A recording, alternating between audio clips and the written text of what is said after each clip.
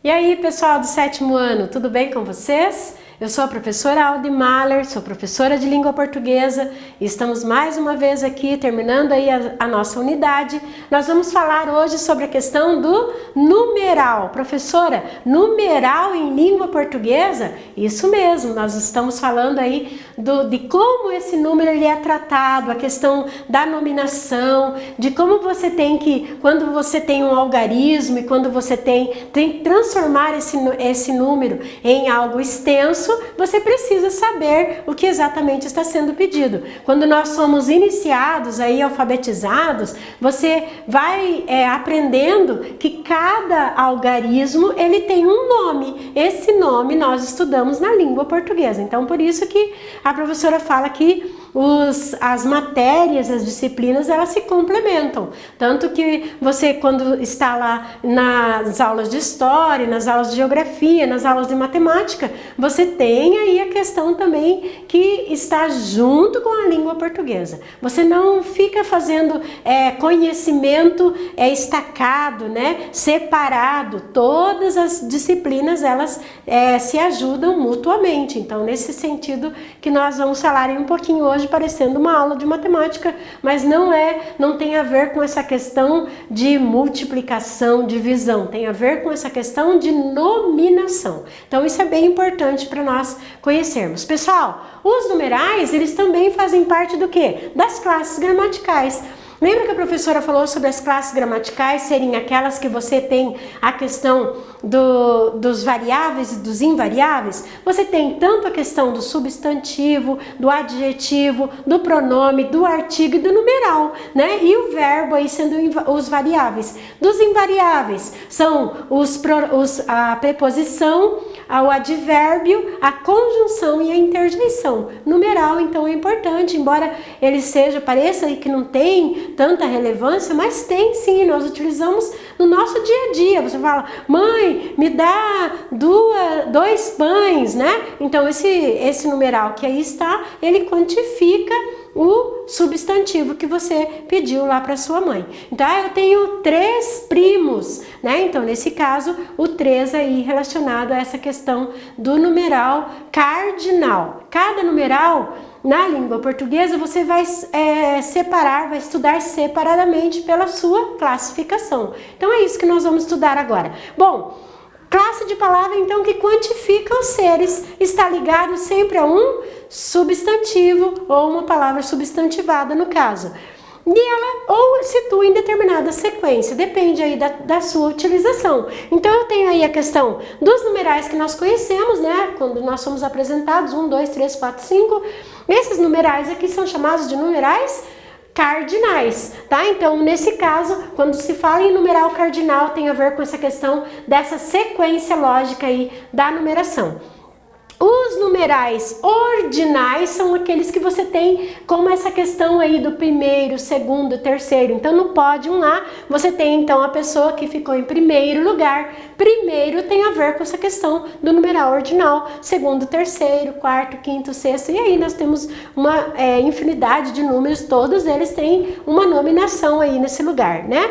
Nós temos também aí a questão dos números fracionários, fração, né? Fácil de você lembrar, você estuda isso lá na matemática. Então, no caso aí, a fração, né? Então você fala metade, meio, depois 1/3, 1/4, 1/5, 1/9, 1/10 e daí o 11, né? 1/11avos, 1/12avos, então tudo isso você tem uma leitura aí a respeito do numeral.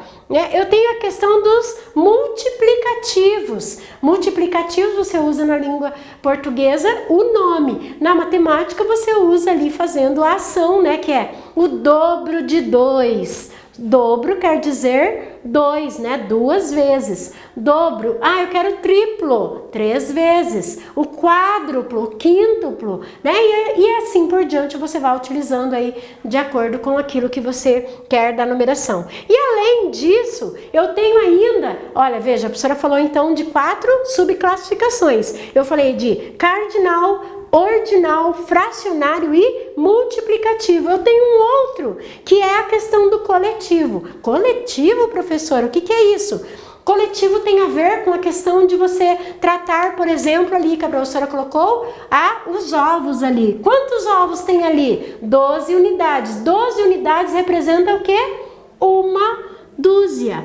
Então, isso é o numeral coletivo, tá? Então, quer dizer que a palavra dúzia pressupõe que são 12 unidades, 2 dúzias, 24 unidades. Que mais que nós temos aí de numeral coletivo? Centena, né? Quando eu falo centena, tem a ver com o quê? Com 100 unidades. Quando eu falo em dezena, dezena tem a ver com 10 unidades. Milhar, né? Então, essas palavrinhas aí que vão ser utilizadas. Por exemplo, nós estamos no segundo bimestre. O que é bimestre, né? Então o segundo é porque passa de 2 em 2 meses, né? Ou trimestre, quem estuda aí por trimestre também, né? Então, nesse caso, o ano. O que é o ano? 365 dias. É também uma palavra numeral coletivo, tá? Então, você tem aí várias palavras que representam. Tem uma que é interessante, a palavra resma. A palavra resma é um numeral coletivo. Por quê, professora? Significa 500 unidades de folhas. Então, se eu falo assim, eu quero uma resma. Uma resma significa 500 unidades. Então, você aprendendo isso daí, né? Você utiliza isso no dia a dia, não a resma, né? Mas assim, se você mexesse com papelaria, né? O teu pai é dono de papelaria, ou então você tem que lidar com essa questão do numeral, você iria utilizar. Mas a dúzia, a dezena, você utiliza, né? Para comprar frutas, comprar os ovos, aí a gente utiliza esses numerais. Bom, vamos lá então. A questão, escreva por extenso os seguintes numerais ordinais. E agora, hein?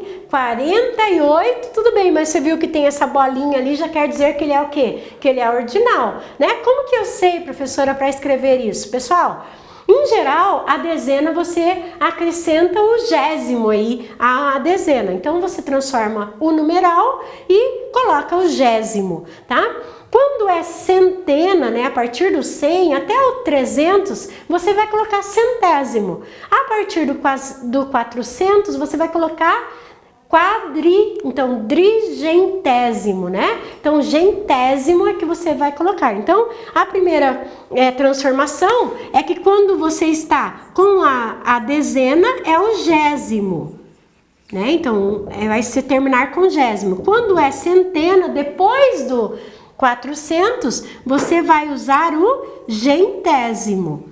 E o outro é milésimo. Então, pronto, né? Sabendo disso, você não erra mais, tá? Então, 48º é isso que você... Vamos supor que você fez lá algum concurso, alguma coisa lá que tinha essa ordenação. Então, você ficou no 48º lugar? Não, 48º lugar. E esse daqui, o 51? 51º lugar. E o 96? 90º lugar. E o 231? 231º lugar. Professora, como você lembra tudo isso? Lógico, a professora fala o tempo todo, né? Fala sobre os numerais, né? Então, por isso que eu lembro. Mas também eu uso aquele macetinho, gésimo, gentésimo. O quadrigentésimo, 45º lugar. Então é isso que você deveria fazer aí quando está fazendo essa leitura. Ainda bem que nós não utilizamos tanto assim, a gente usa o primeiro, segundo, terceiro, 12º, né? 30º, 40º, né? Tá tudo bem. Escreva o algarismo correspondente. 56º. O que é isso, 56º? Ó, gésimo já é, e o queen aqui já é o quê? Já é o 50, então 56. Septingentésimo, gentésimo, a professora falou que gentésimo está ali nos 400 para cima. Então aqui, septim parece o quê? 7, 703. Tá? Então é esse número que você tem. Milésimo é 1000, né? 1070º. Gésimo, a professora falou que é dezena. Septu é o 7. Então, 1075, né? Então é isso que você deveria fazer.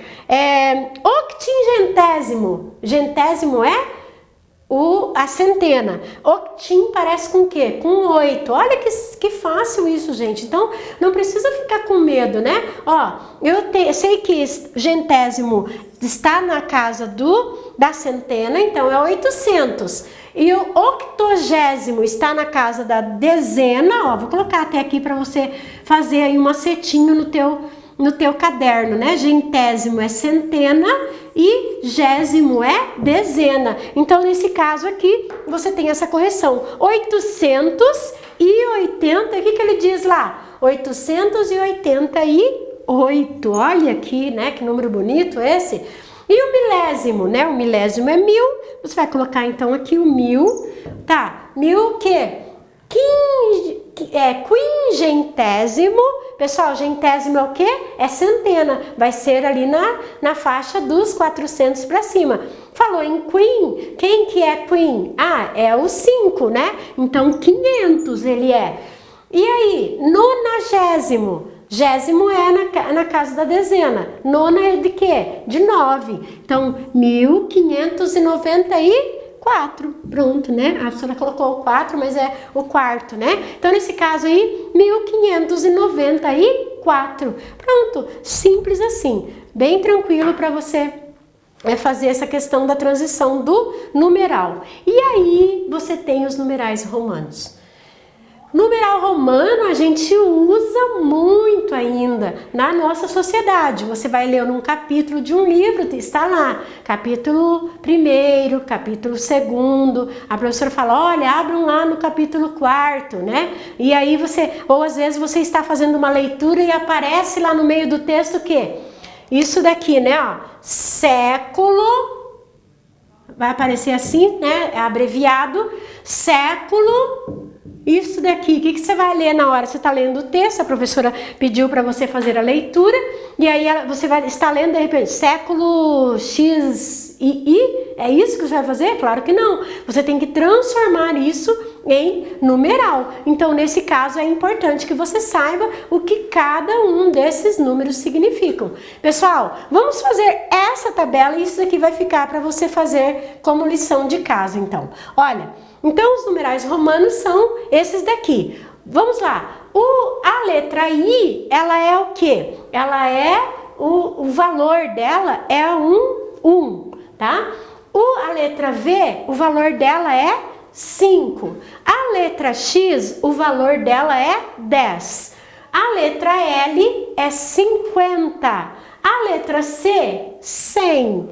A letra D, 500 e o M eu coloquei só até o 1000, depois você tem aí um tracinho para fazer outros milhares, né, outra casa. Então nesse caso eu vou fazer só até o 1000, já está muito bom pra gente, né?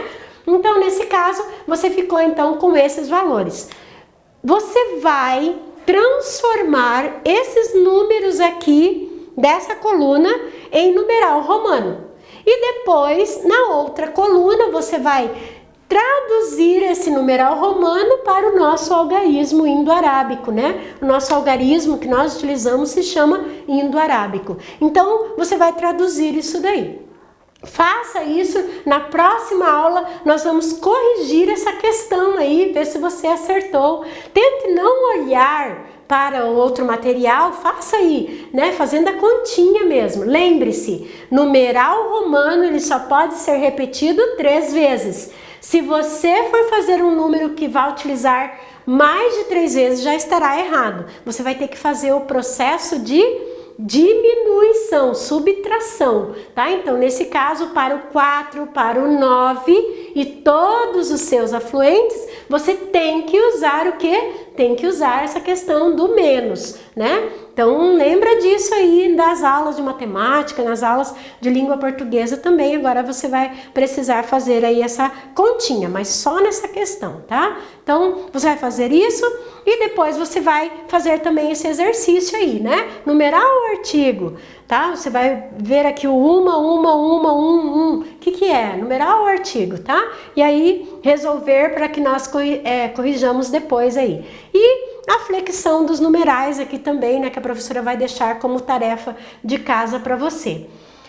Leitura dos ordinais cardinais em romanos. Até o 10 você faz ordinal. depois do 10 você faz em algarismo do indo-arábico. Então, João Paulo II, Rei Eduardo VII, Papa Pio X. A partir do 10, Papa Pio X, 11, né? Capítulo 12. Então, agora eu vou ler na questão do cardinal mesmo, tá?